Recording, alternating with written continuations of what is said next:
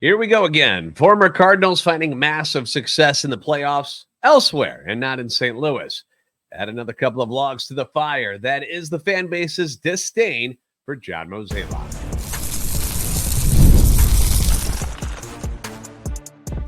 You are Locked On Cardinals, your daily St. Louis Cardinals podcast. Part of the Locked On Podcast Network, your team every day.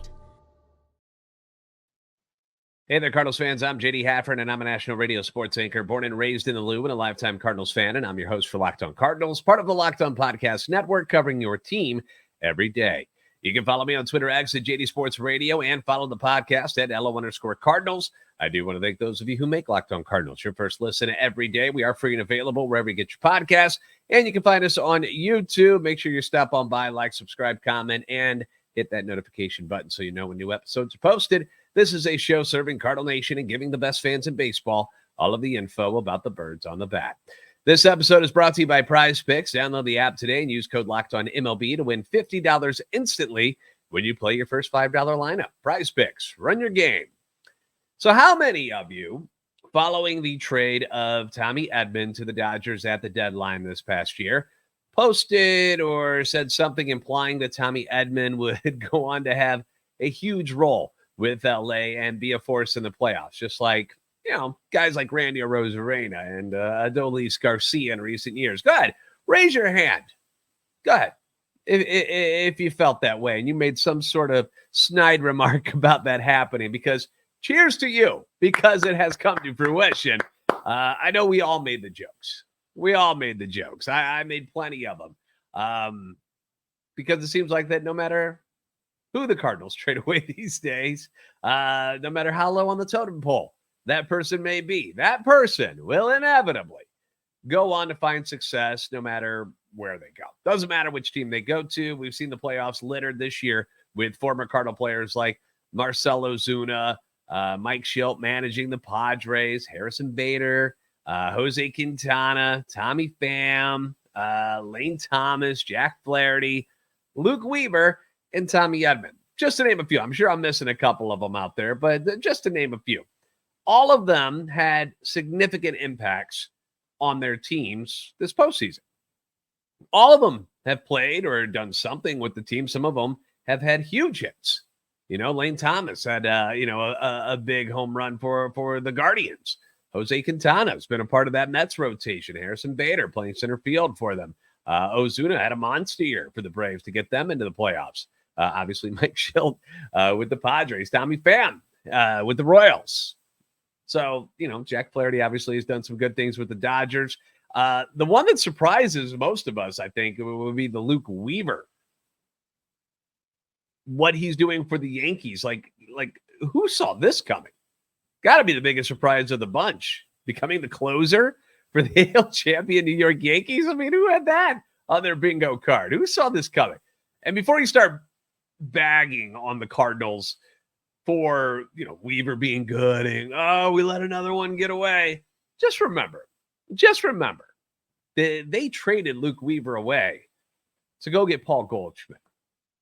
They didn't give him away for cash considerations or some random player to be named later. This isn't the same situation like Adolis Garcia or Lane Thomas, where they just kind of were like, just take him. Which, when you go back and look at it, you're like, what were they thinking? But Luke Weaver was a piece of that trade that brought the Cardinals one of the best first basemen in the league for the past 14 years. A guy who won an NL MVP for you. A guy that will likely get a Cardinals Hall of Fame jacket. Get one of those cool red jackets, as well as a bust in Cooperstown one day. So it's hard to give them any grief on that deal and say that, oh, man, just, we screwed the pooch on that one. And let's not forget, too, that Luke Weaver has bounced around the league quite a bit since the Cardinals took him in the first round back in 2014. He had a couple of years with us, and then they traded him to the Diamondbacks, part of the Paul Goldschmidt deal. Then he goes to the Royals. Then he goes to the Reds. I remember being at a game where he dominated the Cardinals as the Red starter that day. I remember that fondly and was like, oh my gosh, literally We're getting this. We're getting a Luke Weaver revenge game against us. That's what's happening. Then he goes to the Mariners before finally landing with the Yankees and becoming a legit force in their bullpen. His ERA with the Cardinals back in the day, 4.79. Nothing horrible, but nothing great either. Arizona, 4.72. With the Royals, 5.59. Reds, 6.87. Mariners, 6.08. And now in New York, 30 years old now, his ERA is at 2.96, and he's closing out games for the New York Yankees.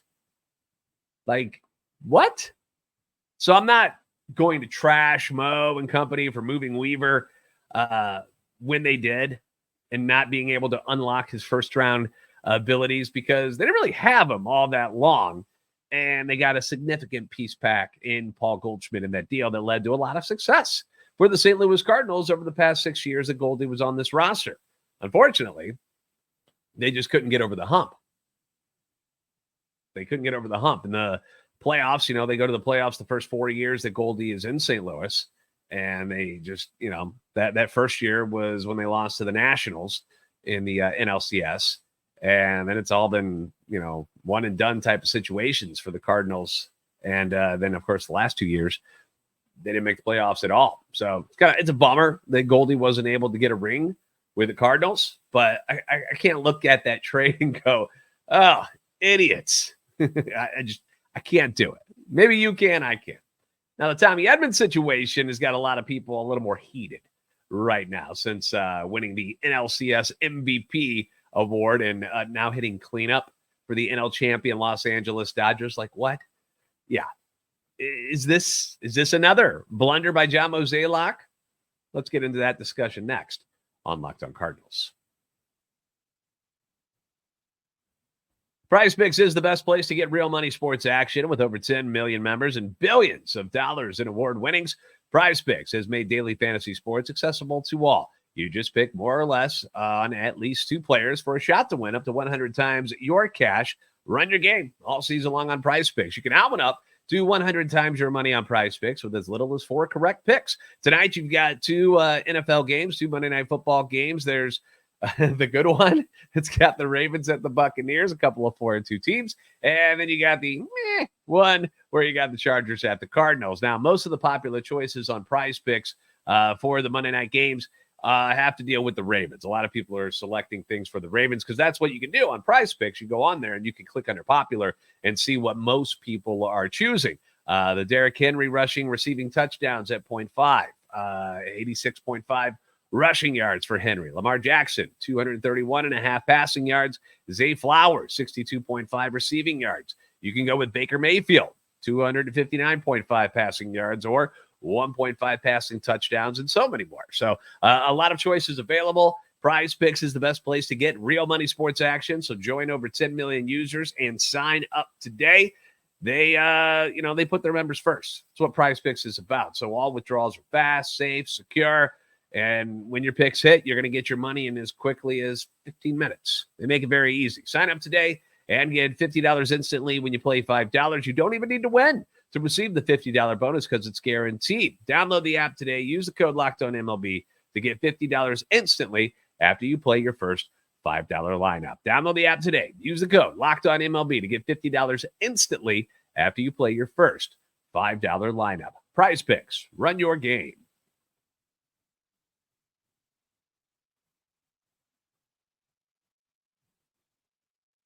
Thank you for making Locked On Cardinals your first listen every day. You can leave your comments on YouTube as well as on Twitter, X, anytime you want that feedback. Always welcome and encouraged. Now, at this year's trade deadline, if you remember, the Cardinals addressed 3 main needs that they were looking for. They were trying to bolster their roster. They're trying to make a playoff push, see if they can get into the playoffs. They needed a starting pitcher. They wanted a right-handed reliever, and they wanted a right-handed hitting outfielder. When doing that, they also kept in mind that they were going to probably need to shed some payroll for the upcoming season. Like, you knew the uncertainties going on with the TV contracts. You saw the way attendance was going and what was it going to project as.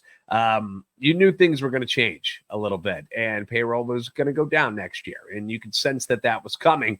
So with all of that in mind, Mo went out and swung a three-way deal with the Dodgers and the White Sox to fulfill two of those needs in a starting pitcher and an outfield bat by acquiring Eric Fetty and Tommy Pham from Chicago. But to get them, it cost them one of the more popular Cardinals on the roster in Tommy Edman. Now, when the deal went down, I'll be honest, it caught me off guard. It certainly caught me off guard. I don't think there were many of us that thought that Tommy Edman was even on the trading block at the time. Most of us, at least myself, I can speak for myself here, we were more concerned with trading Dylan Carlson. All right, it's time to move on from Dylan Carlson. Where's he going to go? What can we get? That was the hype train I was on, hoping he could be a part of a deal to bring some pieces back that would fulfill those needs for the Cardinals.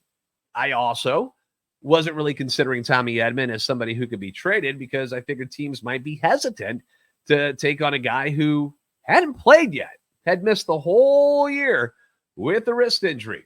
And it wasn't like it was a muscle. You know, we're not talking about a hamstring or an oblique. It was arthroscopic wrist surgery. And after the surgery, he was dealing with continuous pain and he was dealing with swelling. So I just assumed that when he was ready and he was down in the minor leagues, rehabbing at the time, doing his rehab assignments, that he was just going to come back as a Cardinal. And I remember every day, or you'll remember this, I kept wondering out loud, what are the Cardinals going to do with him when he comes up? Because at the time, things weren't so bad in the lineup as far as where Tommy Edman would play. You know, who are they going to bench to give him adequate playing time? I just never really considered trading him to be the answer. So what I want to do right now is kind of try to step into the mind of John Mozeliak. There he is again on YouTube if you want to see him. I want to step into the mind of Mo and figure out what he might have been thinking. So at the time, Tommy Edman, again, had not played a single inning for the Cardinals due to the wrist surgery in the offseason and the complications after. A surgery that, from all accounts, nobody expected him to be out as long as he was. You know, even at the winter warm-up, Tommy was like, yeah, you know, I'll be ready for spring training. I should be ready for opening day. No big deal. That did not even come close to being what happened. I mean, we're talking about at the end of July here, and he still had not been up on the Major League roster yet because of this. While Edman was on the mend, the Cardinals were able to get a nice long look at guys like Michael Ciani and Victor Scott II. Michael Ciani at the time was playing Gold Glove caliber defense in center field. The bat was starting to come around. He was starting to hit better. Victor Scott, I believe at the time, was in the minor leagues, but they got a chance to look at him and what his future might be with this organization. And then Mason went over at shortstop. You had no questions about what he is and what he was doing and what he was going to be in the future for you. And I bring those two positions up because those are the two main positions that Tommy Edman plays. That's what he's doing with the Dodgers, center field and shortstop. That's what he's doing. We know Tommy can play other places, right? He can play second base. I want to go glove there, for God's sakes. He could play third if you needed him to. We know he can play in the corner outfield spots if that's what you wanted him to do. But his two main spots are center field and shortstop. And those particular positions appear to be covered for the rest of the year and into the future. This, and again, we're trying to get into the mind of John Mozeliak, probably made him a bit more expendable in Mo's eyes. And then on top of that, if Mo's already thinking about ways to shed some money for payroll next year, you got a contract that's worth $9.5 million in Tommy Edman for 2025. If you've got capable guys to play center field already at an elite defensive level that Tommy Edman was playing it at, you've got your shortstop covered. You think they can all do enough with what the guys that you have remaining can give you what Tommy Edman is going to give you offensively. I'm assuming Mo thought that, look at us, we can save that money, perhaps even save a little, or we can move that money and perhaps even save a little, and we can bring on Eric Fetty, who is still under contract next year for $7.5 million. So we're not going to lose anything from our main roster that at that time had them in a position for a playoff spot. And we're going to get 2 of the 3 pieces that I need for this team. Plus, we get the starting pitcher for next year. They will be able to take the spot of somebody who's not going to be there anymore, spots that are being vacated by like Kyle Gibson or a Lance Lynn. Does that not make sense? Does that deal not make sense to you?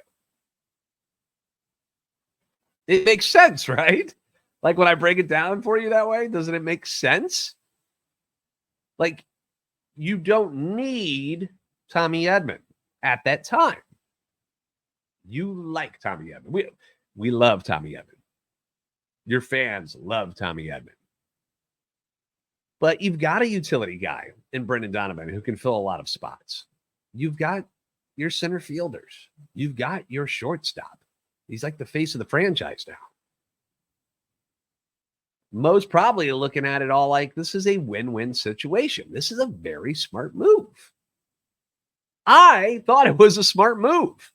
Experts around baseball thought it was a smart move. Most people loved it. Thought it was a great move, not only for the Cardinals, but also for the Dodgers, in case Tommy Edman was able to play at the level most people were used to seeing him play at. But nobody knew. Nobody knew. He was still recovering in the minors.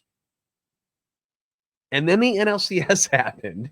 And now it looks like another failed move by Mo that benefits another team in the World Series. Again, Edman was good with the Dodgers down the stretch during the regular season, right?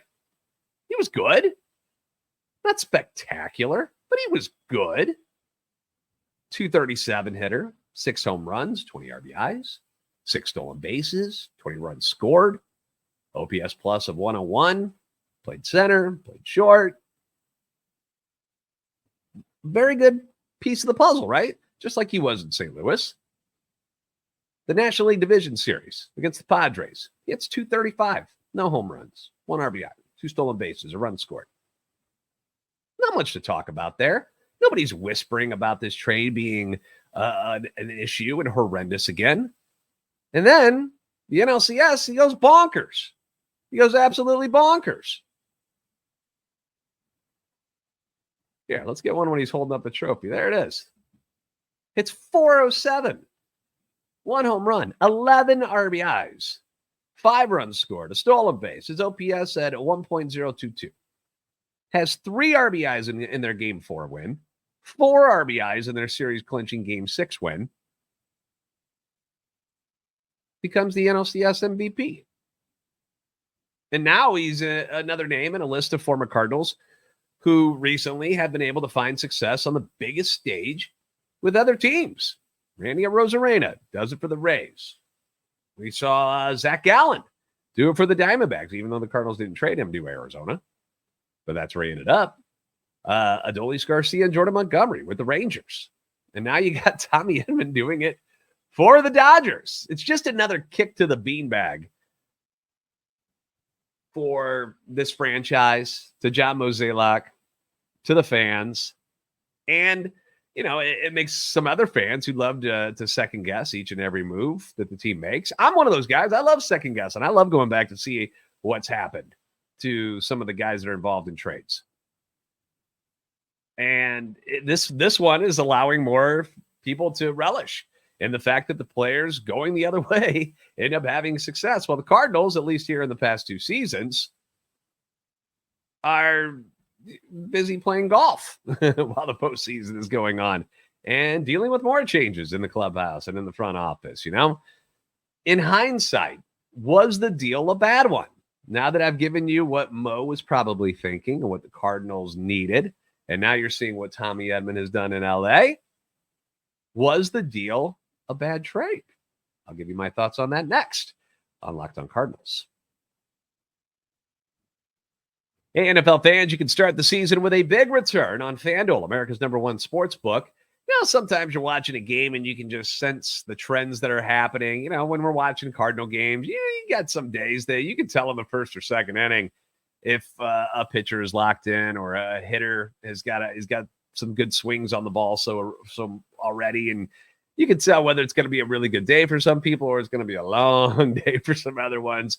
And that's when you go to FanDuel and you take advantage. You know, you got the the ability to make live bets, and when you get a hunch in the middle of a game, whether it's baseball, but sports that are going on right now, like football, hockey, basketball, you can check out the latest stats, view live play-by-play, and so much more on the same page where you place your bets, which makes life so much easier. So you're not moving all around trying to find certain places where is that game? No, it's all right there available to you.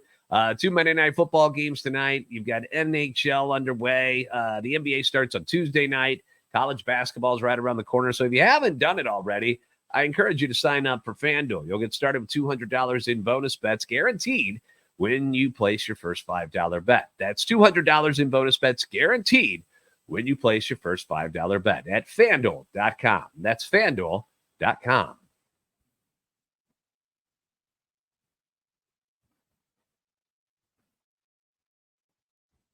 Thank you again for making Locked On Cardinals your first listen. Today, for your second listen, find Locked On MLB. Baseball guru Sully brings you a daily blend of humor and baseball, keeping you updated on every aspect of the World Series. Find Locked On MLB on YouTube or wherever you listen to podcasts. So, was the trade for Eric Fedde and Tommy Pham in exchange for Tommy Edman a bad deal? I am going to make the verdict that I still don't think it was. I still don't think it was. And you can clown me all you want for this if that's what you want to do. Because thinking about where the Cardinals were at the moment, I don't know that Tommy Edman was the guy that was going to push the Cardinals over the top into a playoff spot. Do you? Do you think that's all they needed was a Tommy Edman to just be healthy and come up and hit 237 with 6 home runs and 20 RBIs is over the 2 months? By the way, it's not like it's just 1 month that he did that. Over 2 months, was that going to be enough for the offense to magically click and start hitting with runners in scoring position and turn things around? I suppose if you had a crystal ball and you knew that Andre Palante and Michael McGreevy were going to step up the way they did over the final 2 months and be as good as they were, then maybe you didn't feel as much pressure to go out and get a starting pitcher like Eric Fedde. But they didn't know. They didn't know. And that's something, if you want to rip them for not knowing what they've got right there in their own organization, you can do that. That's fine if that's how you feel. They put Lance Lynn went on the IL right at the trade deadline. Remember, he made one start and then he was gone for a while. Had that knee problem. So instead of hoping that Palante would stay steady and hoping that Michael McGreevy would be able to handle things, they went out and got a known commodity. They did that instead.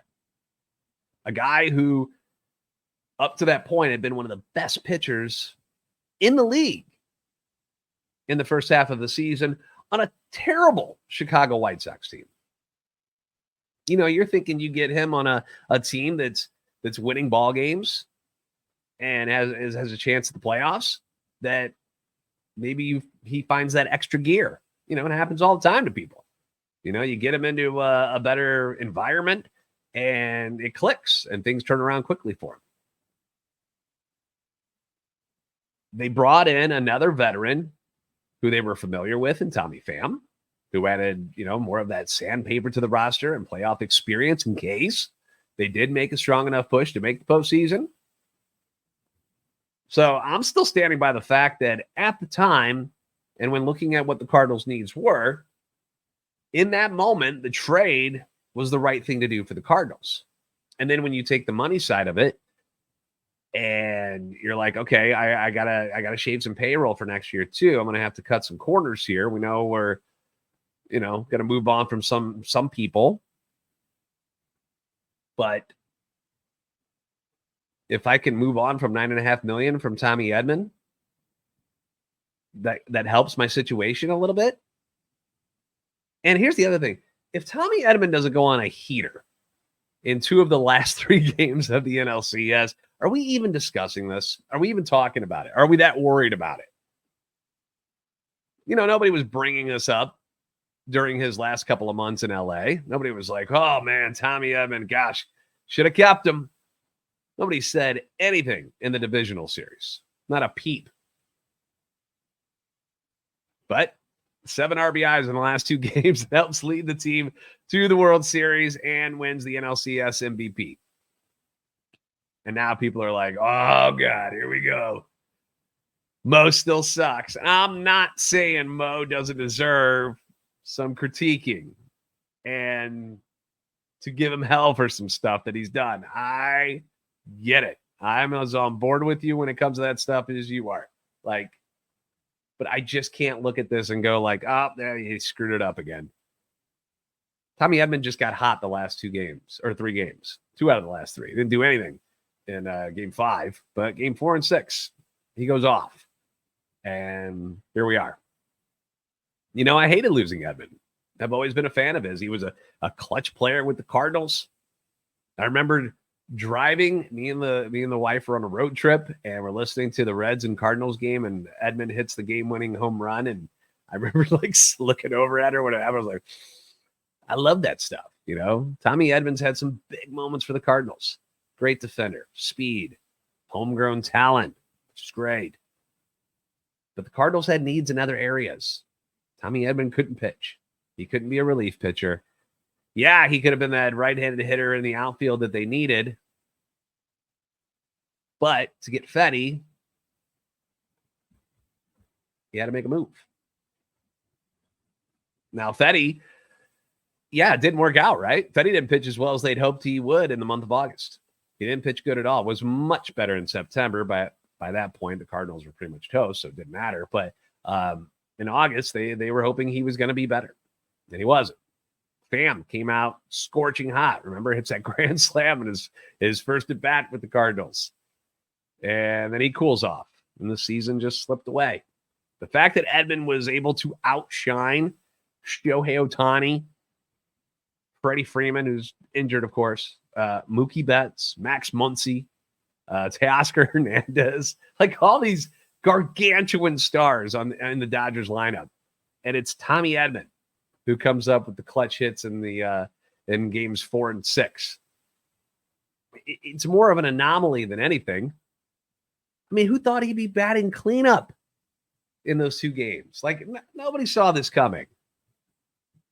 But so it goes. So it goes for the Cardinals and their recent moves. Maybe people should just be trying to trade with Mo more often while he's still in charge, so that whomever they get will add a spark to their team like some of these other guys have. You know, Tyler O'Neill goes to Boston.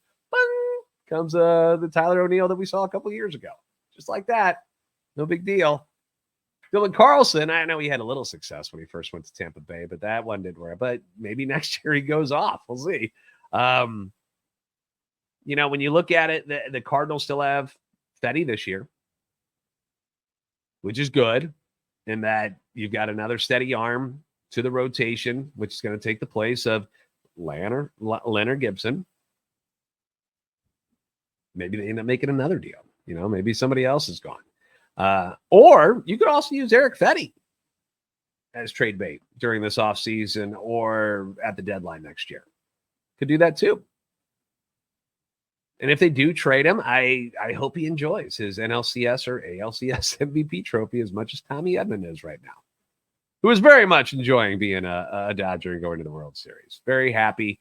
And I think, all kidding aside, we're all very happy for Tommy Edman. You know, not an easy injury to get over. And he was able to keep plugging away despite those setbacks. And now is enjoying some success, you know, and is doing it in LA, which is not something I think anybody thought was going to happen when we started this 2024 season. But here we are. Here we are. And Tommy Edman is your NLCS MVP and going to the World Series. Edman versus Weaver. That's the real story in this one, isn't it? It's not Shohei against Soto or Judge and Betts or anything like that. No. Weaver versus Edman. Who you got?